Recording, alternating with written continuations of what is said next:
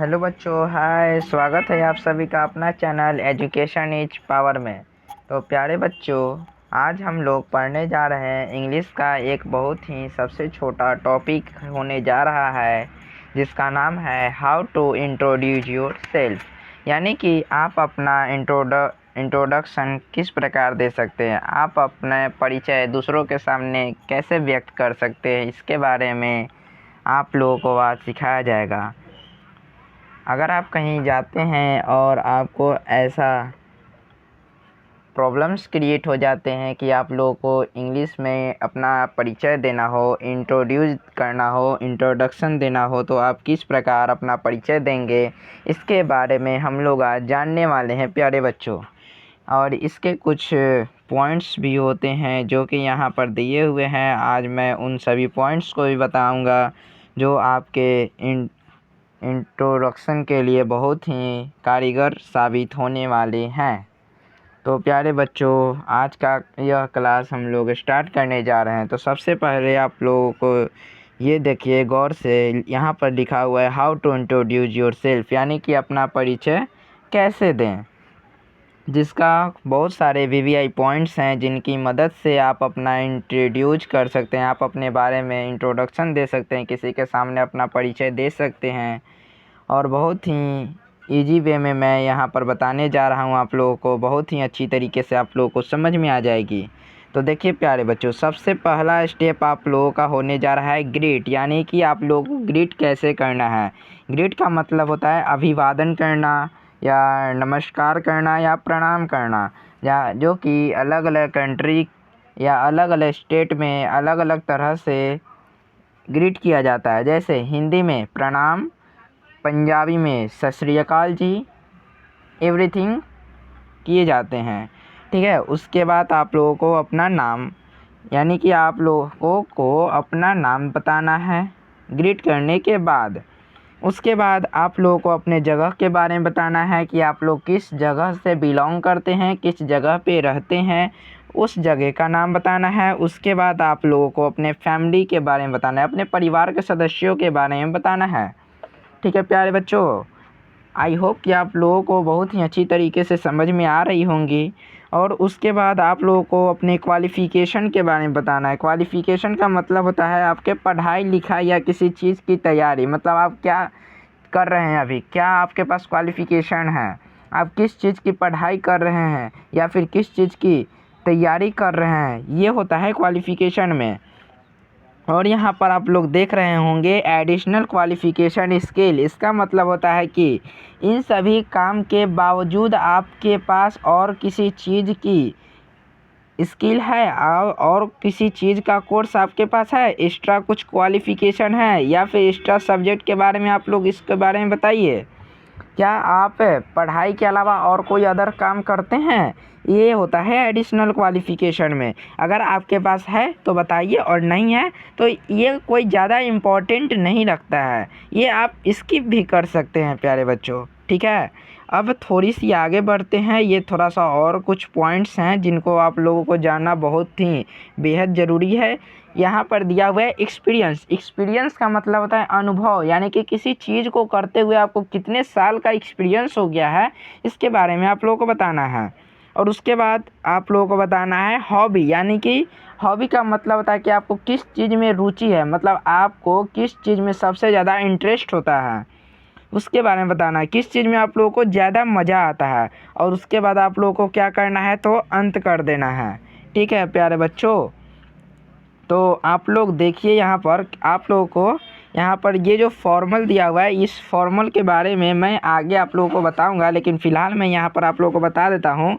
Formal का मतलब होता है औपचारिक, और इनफॉर्मल, यानी कि यहाँ पर आई और एन लगा दिया जाए तो ये हो जाता है इनफॉर्मल। और इनफॉर्मल का मतलब होता है अनौपचारिक। औपचारिक का मतलब होता है अच्छा आचरण, अच्छा आचरण। और अनौपचारिक का मतलब होता है खराब आचरण वाला व्यक्ति। अच्छा आचरण का मतलब होता है कि किसी के साथ अच्छे से व्यवहार करना चाहिए, और अनौपचारिक का मतलब होता है किसी के साथ गलत तरीके से व्यवहार करना। ठीक है। तो अब आगे बढ़ते हैं। यहाँ पर आप लोगों को बताया गया है कि आप किस किस सब्जेक्ट पे किस तरह से आप लोगों को अपना इंट्रोड्यूस करना है, आप अपना किस प्रकार से इंट्रोडक्शन दे सकते हैं, किस स्थान पे रहेंगे तो आप किस प्रकार इंट्रोडक्शन देंगे, उसके बारे में आप लोगों को यहाँ पर बताया जा रहा है। मतलब बहुत सारे यहाँ पर पॉइंट्स हैं जिनके बारे में आप लोग जान सकते हैं। जैसे यहाँ पर दिया हुआ है, सबसे पहला पॉइंट है आप लोगों का, you may have to introduce yourself in your new class. यानी कि आप लोग अगर किसी नए क्लास में जाते हैं तो आप यहाँ पर किस प्रकार अपना इंट्रोडक्शन दे सकते हैं, इसके बारे में जानेंगे। फिर यहाँ पर देखिए, you may be in an interview, मतलब आप किसी इंटरव्यूअर के सामने किस प्रकार इंटरव्यू देंगे, इसके बारे में आप लोगों को सीखना है। फिर है, you may have to introduce yourself before the interview. किसी इंटरव्यूअर के सामने आप लोगों को इंटरव्यू देना है तो आप किस प्रकार देंगे, कहीं भी देना हो तो आप किस प्रकार देंगे, उसके बारे में। फिर you may be in an auditorium and, फिर देखिए यहाँ पे, you may have to give your introduction in front of thousand of people. यानी कि आप हजारों हजार की संख्या में आप लोगों के सामने व्यक्ति खड़े हैं, हजारों हजार की जनसंख्या आप लोग आपके सामने है और वहाँ पर स्टेज पे खड़े होकर आप लोगों को अपना इंट्रोडक्शन देना हो तो आप किस प्रकार अपना इंट्रोडक्शन दे सकते हैं बिना हिचकिचाहट के, ये सब आप लोग अभी जानने वाले हैं। और ये है the way you introduce your self decide, मतलब आप किसी भी तरीके से किसी भी जगह पे अपना किस प्रकार अपना इंट्रोडक्शन दे सकते हैं उनके बारे में जानेंगे। मतलब बहुत सारे मुद्दा हैं जिनके बारे में आप एक ही प्रकार से जानेंगे, लेकिन वहाँ पर अलग अलग जगह पे एक ही प्रकार से इंट्रोड्यूस करना है और बहुत ही इजी वे में। जैसे यहाँ पर देखिए, what's preparation precaution people gonna have about you, और यहाँ पर है well become in half turn.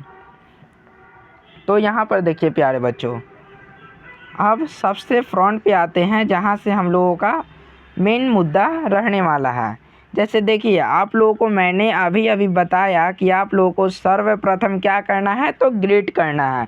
और ग्रीट करने का मतलब होता है, मैंने यहाँ पर बताया आप लोगों को कि हर जगह अपने अपने लैंग्वेज में ग्रीट किया जाता है। जैसे बिहार में है तो आप लोग हिंदी में ग्रीट कीजिएगा।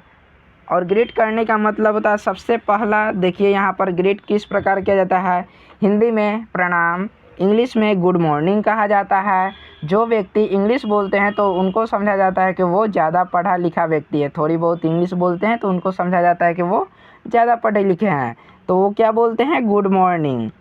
और जो बहुत सारे बुजुर्ग को आप देखते होंगे तो वो क्या बोलते होंगे, प्रणाम जी। मतलब इसका मतलब ये है कि कोई व्यक्ति अगर किसी के सामने पूरे दिन में कहीं भी और किसी भी वक्त अगर भेटाता है या मिलता है तो हम लोग उनको क्या बोलते हैं, प्रणाम बोल सकते हैं हिंदी में। इंग्लिश में गुड मॉर्निंग बोल सकते हैं, क्योंकि गुड मॉर्निंग बोलने का कोई लिमिट सीमा नहीं है कि आप इतने समय से लेकर इतने समय तक आप इसको बोल सकते हैं। लेकिन अलग अलग बुक्स में ये रहते हैं कि आप इतने टाइम से लेकर इतने टाइम तक आप इसका यूज कर सकते हैं, लेकिन जनरली इसका यूज इस प्रकार नहीं होता है। जनरली इसका उपयोग होता है किसी भी वक्त आप किसी के सामने रहें तो इसका उपयोग कर सकते हैं गुड मॉर्निंग का। जब आप दिन में पहली बार किसी को मिलते हैं तो उस समय गुड मॉर्निंग का उपयोग करना चाहिए एनी टाइम, ठीक है।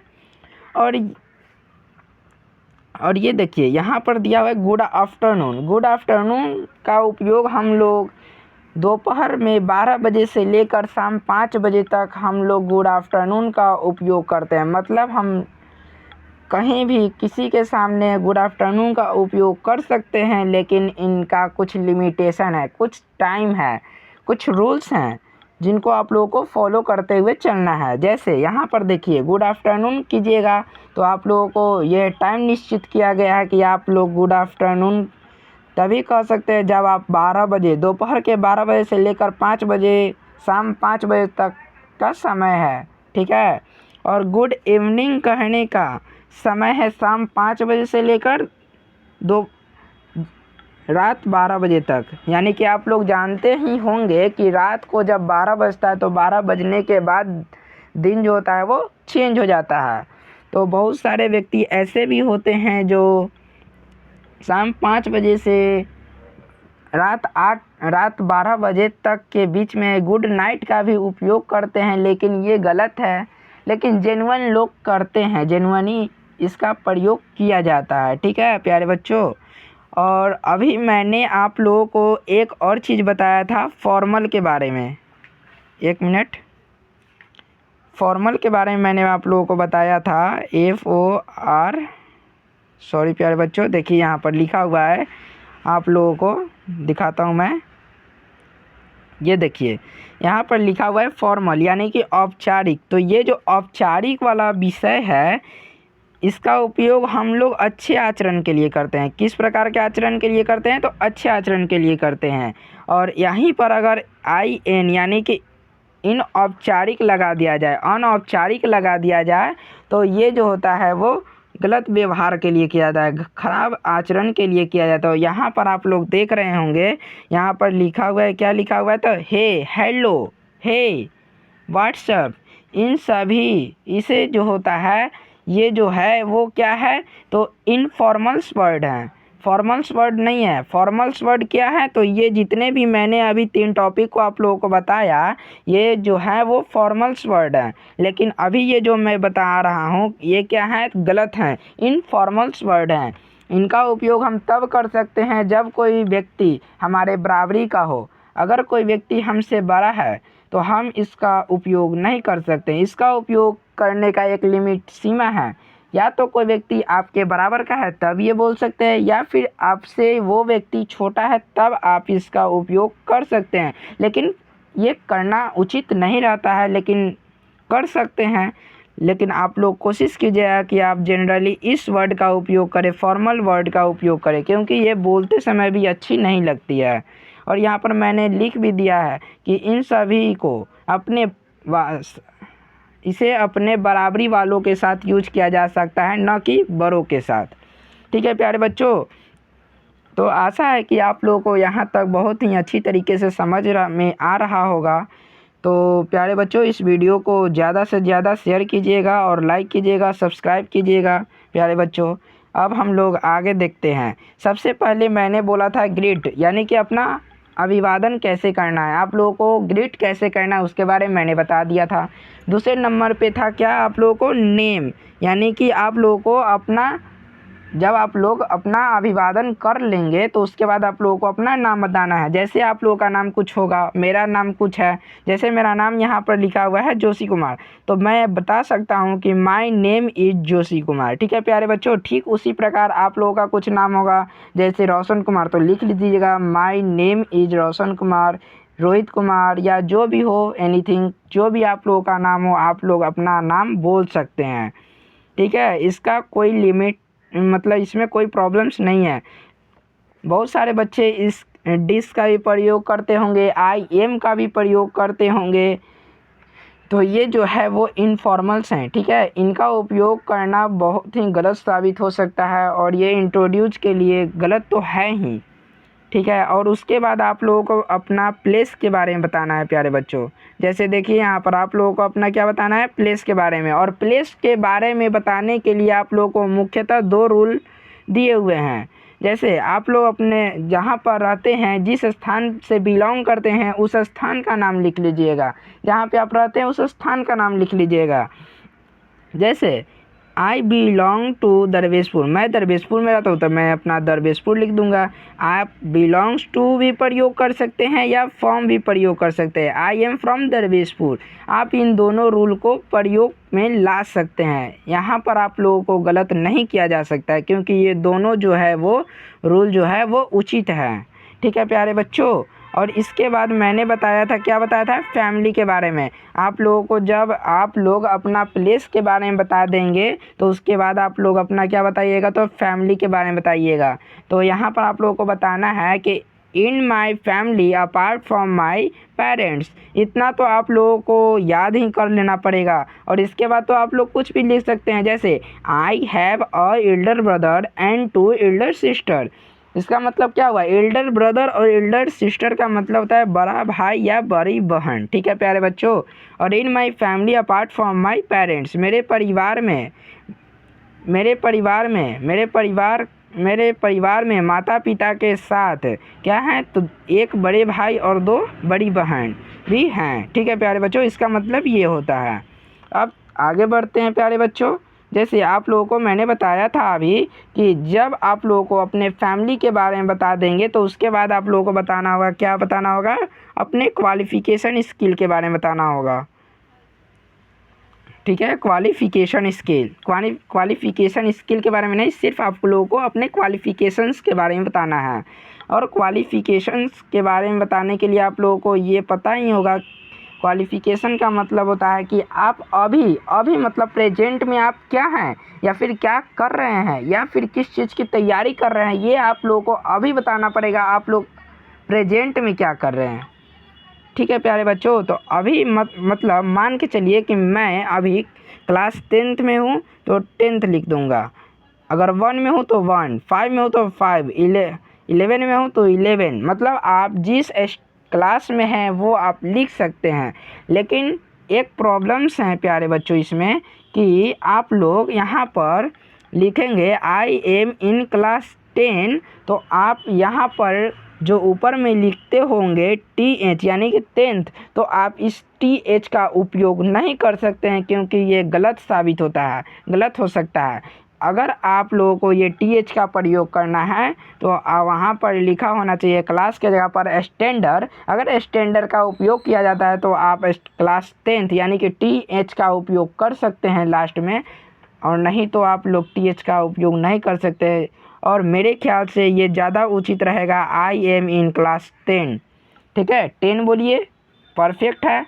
TH बोलना है, स्टैंडर्ड लगा कर बोलिए, नो प्रॉब्लम। ठीक है प्यारे बच्चों, तो अब हम लोग आगे बढ़ते हैं। और देखिए यहाँ पर लिखा हुआ है, मैंने यहाँ पर बताया था एडिशनल क्वालिफ़िकेशन या स्किल, यानी कि आप लोगों के पास किस चीज़ का एडिशनल क्वालिफ़िकेशन है। मैंने वहाँ पे बताया था कुछ देर पहले कि अगर आपके पास कुछ एडिशनल क्वालिफ़िकेशंस हैं तो आप यहाँ पर बोल सकते हैं, और नहीं है तो नहीं बोल सकते हैं। जनरली क्लास 10th के बच्चों के पास ऐसा कोई कोर्स नहीं होता है, कोई ऐसा एडिशनल क्वालिफ़िकेशंस नहीं होते हैं जो कि वो अपना इंट्रोडक्शन के समय वो उसका प्रयोग कर सके।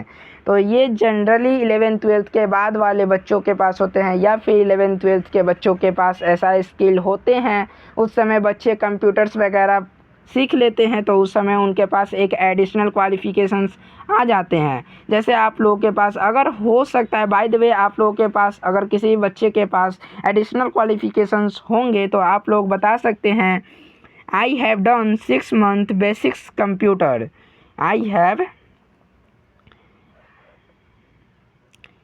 I have done 6 month basic computer course from Patna Institute in 2024। यानी कि इसका मतलब हुआ कि मेरे पास 6 महीने के बेसिक कंप्यूटर कोर्स हैं, जो कि मैंने कहाँ से किए हैं, तो पटना इंस्टीट्यूट से किए हैं। कब किए हैं, तो 2024 में किए हैं। ठीक है प्यारे बच्चों, इतना तो आप लोगों को समझ में आ ही रहा होगा। और इसके बाद आप लोगों को अपना एक्सपीरियंस के बारे में बताना है कि आप लोगों को किस चीज़ में एक्सपीरियंस है, आप लोग किस काम को अभी तक कर चुके हैं। यानी कि एक्सपीरियंस का जब भी बात आता है तो उसमें ये जनरली प्रूफ्ड है कि आप लोग उस काम को कर लिए होंगे, तभी आप लोगों के पास वो चीज़ का एक्सपीरियंस होगा, चाहे वो कोई भी चीज़ हो।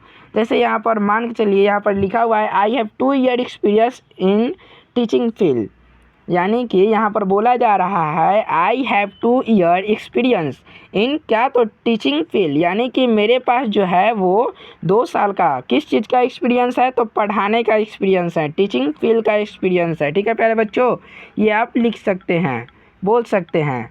और उसके बाद आप लोगों को बताना है हॉबी का मतलब मैंने बताया था, यहाँ पर क्या बताया था, रुचि। हॉबी का मतलब होता है रुचि, या फिर आप लोगों को किस चीज़ में क्या चीज़ अच्छा लगता है, किस चीज़ में मज़ा आता है, किस चीज़ में आप लोगों को रुचि है, वो चीज़ के बारे में आप लोगों को बताना है। जैसे आप लोग एनीथिंग कुछ भी बता सकते हैं हॉबी में। My hobby is listening music, reading books, dancing, singing, cooking and playing cricket. आप मतलब किसी भी चीज़ के बारे में बता सकते हैं। आप लोगों को जिस चीज़ में रुचि है, जिस चीज़ में हॉबी है, उसका नाम बता सकते हैं। और ये आप लोगों का आखिरी पॉइंट था, ठीक है प्यारे बच्चों। और उसके बाद आप लोग एंड कर सकते हैं। और एंड क्या, इतना ही पे एंड आप लोग नहीं कीजिएगा, थोड़ा सा मज़ेदार होना चाहिए एंड करते समय। तो आप लिखिएगा दैट्स ऑल अबाउट मी, ठीक है प्यारे बच्चों। एंड करते समय आप लोगों को क्या लिखना है, दैट्स ऑल अबाउट मी। अगर आप ये लिखते हैं तो बहुत ही अच्छे और मज़ेदार तरीके से हो जाती है ये। और आशा है कि मुझे आप लोगों को बहुत ही अच्छी तरह से समझ में आई होंगी ये सारी बातें। तो आप लोग समझ गए होंगे कि आप लोगों को अपना इंट्रोडक्शन, सेल्फ इंट्रोडक्शन किस प्रकार दूसरों के सामने व्यक्त करना है। अगर आप किसी ऑफिस में काम करने गए होंगे पहली बार, या फिर कोई जॉब ढूंढने जा रहे होंगे किसी ऑफिस में, तो आप लोगों को यह इतना तो समझ में आ ही गया होगा कि आप लोग अपना इंट्रोडक्शन किस प्रकार दे सकते हैं। और ये इंट्रोडक्शन हर जगह दिए जा सकते हैं। जैसे कोई मॉल में आप काम करने गए होंगे पहली बार काम ढूंढने, तो वहाँ पर दे सकते हैं। किसी ऑफिस में, चाहे वो सरकारी जॉब के लिए हो या फिर प्राइवेट जॉब के लिए हो, आप अपना इंट्रोडक्शन, सेल्फ इंट्रोडक्शन दे सकते हैं प्यारे बच्चों, ठीक है। तो प्यारे बच्चों, आप लोग बताइएगा कमेंट करके ज़रूर कि आप लोगों को यह वीडियो किस प्रकार का लग रहा है, कैसा लग रहा है, अच्छा लग रहा है या नहीं लग रहा है। और इस वीडियो को लाइक कीजिएगा, सब्सक्राइब कीजिएगा और अपने दोस्तों के साथ शेयर ज़रूर कीजिएगा। धन्यवाद प्यारे बच्चों।